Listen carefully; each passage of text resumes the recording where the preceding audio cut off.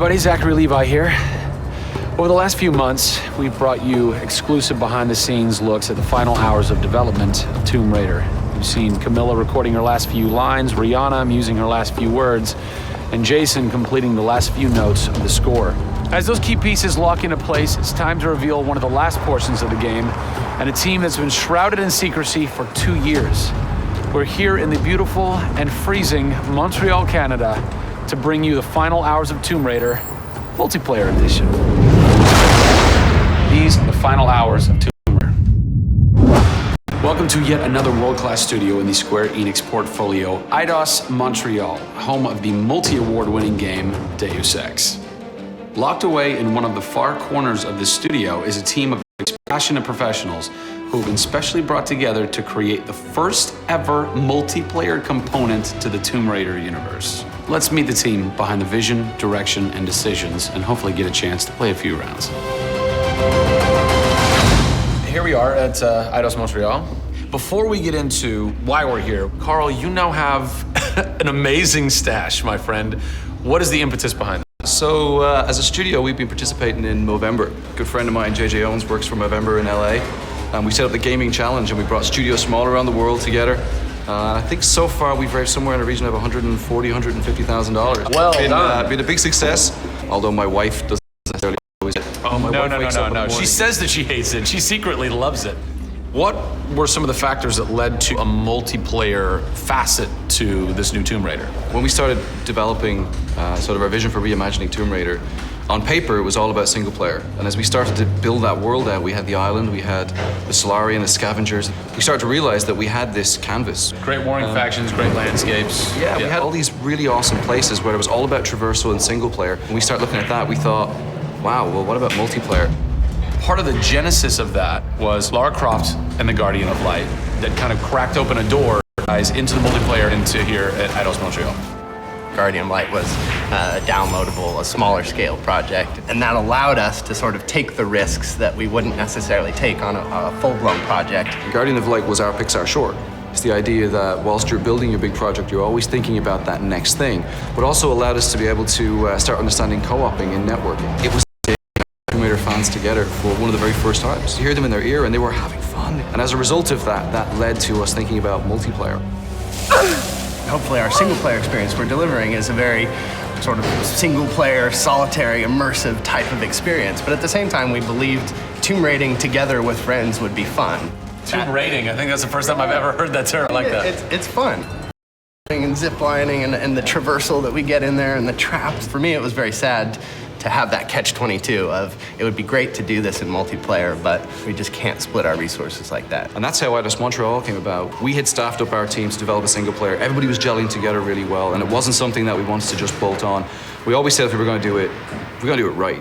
If you could have a fan play the multiplayer for the first time, what do you want them saying? For me, they're kind of different moods. It's not like I do one or the other. It's kind of like sometimes I turn down the lights and just play that single player experience. And other times I want to just jump in and have fun and start killing fools. Joe Curry, producer of multiplayer on Tomb Raider. It's the first time Tomb Raider has ever incorporated multiplayer. Yeah. And you're in charge of that. Yeah. What's running through your mind when you get that call? Well, first off, exciting, right? I mean, we're all huge fans of Tomb Raider on the team. I mean, we grew up with Lara Croft. Mm-hmm. Spoke to Crystal, like, we want to do multiplayer, and we're thinking, how do you do that? It's always been Lara's story. You've been in charge of creating ever Lara Croft Tomb Raider. No pressure. Multiplayer. No pressure, Zach. Thank you. What are some of the main pillars that you brought over from the single player to the multiplayer to make those two worlds cohesive? The element that really stuck out was survival. Group. Right. But then traversal, the ability to go up and down and kind of everywhere in a level. The weapons, you know, the characters. What did you guys have to tweak in order to create an engaging multiplayer experience that wouldn't necessarily work with the pieces that were in play? One example is the bow. Especially in the reboot, it's so iconic that we had to make it work for multiplayer. You have a certain forgiveness when you play single player. Multiplayer, players expect snappiness. I shoot you, I expect you to go down, or you can just do what I do, which is take out the biggest gun and just run for them and shoot them out. The environment itself can be a threat. The Solari, you know, the guys that are on the island, have had a chance to prepare traps. We've got things like an ammo box that looks like an ammo box, but it's really an explosive device. And it looks just like the regular ammo box, and then you're gonzo. We have a lightning rod. You'll get a lightning strike on the rod, and then you'll eliminate your enemy. First and foremost, we want to be humble. We want players to just have a really memorable experience. I had fun doing this. Do you remember when we set that trap? Moments that the players will come back to and talk about experiences that they've had for themselves, not necessarily the game offering them experiences. Absolutely.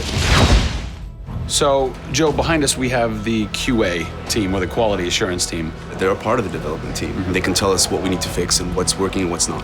When do I get to game test? When do I get to get my hands on the game? Soon, we got a surprise for you first, Zach. So, when I was approached to host the final hours of Tomb Raider, essentially the biggest ask, not even ask, tell that I had was, I want to be in the game. I want to have a cameo, I want to have something. So guess what? Boom! Boom! Boom! I'm a playable character in the multiplayer Tomb Raider. How sick is that, Joe? You and your team are awesome. I can play with myself, virtually. Are we ready? Oh, that burns! You suck! Get those transmitters running. Radio transmitter activated! We're getting off this damn island? We send this thing. Beautiful. I would like to try and kick your butt as me. We try it? All right. Bring it. Let's do it. It's happening right now.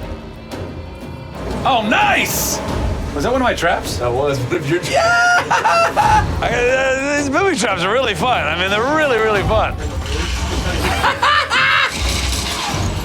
Yeah! Don't worry about it. Just because you made the game and I beat it.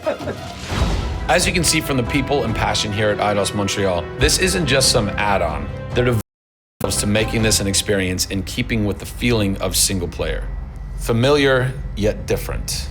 Coming up in the final 2 episodes of our series, we go back to the home of Lara Croft. They're taking Tomb Raider to the finish line, and we'll be there for it.